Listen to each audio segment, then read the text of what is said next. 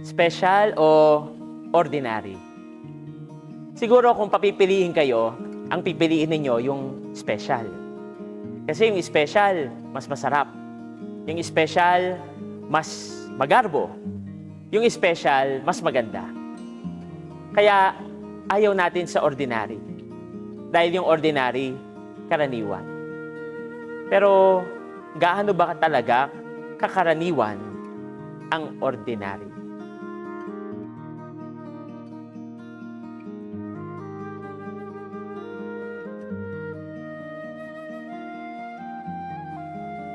Kung titingnan po natin ang kalendaryong panliturhiya ng simbahan, may natatanging panahon sa liturhiya na tinatawag nating karaniwang panahon. O sa English, ordinary time. Hindi yung ibig sabihin na sinasabing karaniwan o ordinaryo, wala na tayong natatangi na mapupulot sa mga araw na ito, na wala na tayong aabangan, na ito ay simple lang o karaniwan. Yun pong salitang ordinary ay galing sa salitang Ingles na ordinal. Ibig sabihin, binibilang. Sapagkat ang mga linggo na ito, 34 na linggo po silang lahat, ay binibilang mula sa simula, una, pangalawa, pangatlo, hanggang makarating ng ika-34 na linggo. Ang mga araw na ito, ng ordinary time, ay nahahati ho sa dalawang bahagi. Yung una, sa dalawang bahagi ay pagkatapos ng panahon ng Kapaskuhan hanggang bago magsimula ang panahon ng Kwaresma. Ito po yung mas maikling bahagi.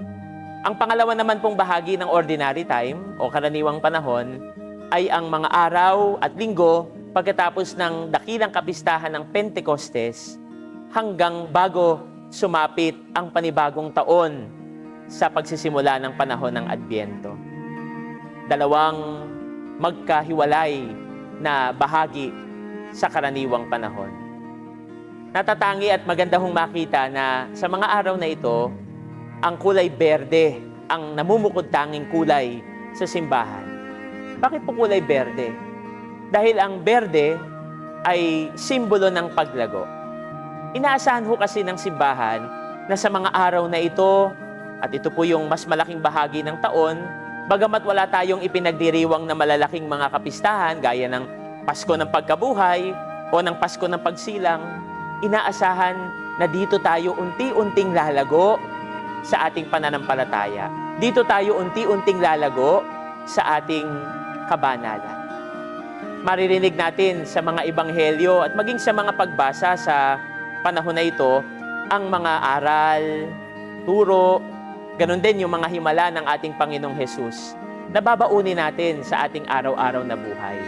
Kaya nga, unti-unti sana tayong lumalago sa mga araw na ito.